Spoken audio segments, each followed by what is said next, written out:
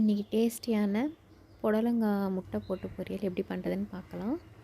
அதுக்கு ஒரு கடாயை வச்சுட்டு கடாயில் கொஞ்சம் எண்ணெய் ஊற்றி அதில் கொஞ்சோண்டு தாளிக்க உளுந்து போட்டு வெங்காயம் காஞ்ச மிளகா அதில் போட்டுடணும்.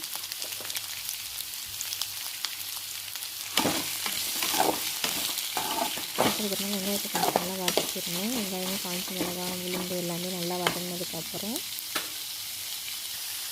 கொஞ்சம் சால்ட்டு,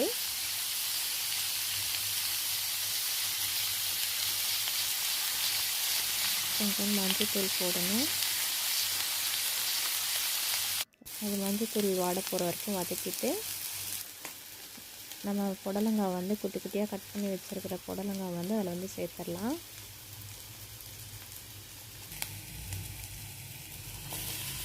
புடலங்காய் சேர்த்தோன்னே அதை கிளறி விட்டுடலாம்.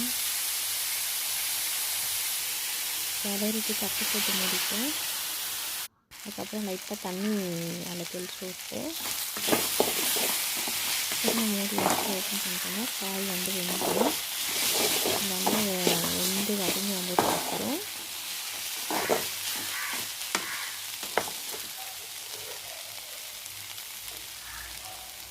முட்டையை அதில் சேர்த்துடலாம்.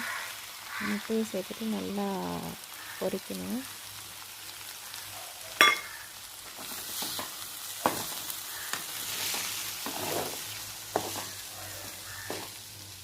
நல்லா சிம்மில் வச்சுட்டு கிளறிட்டே இருக்கணும்.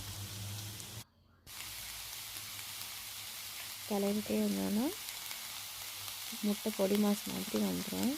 அதில் லாஸ்ட்டாக கொஞ்சோண்டு பெப்பர், கொஞ்சோண்டு வெறும் சில்லி பவுடர் சேர்த்து ஒரு கிளறிட்டு ஆஃப் பண்ணிட்டோன்னா அவ்வளோதான், முட்டை புடலங்காய் பொரியல் ரெடி.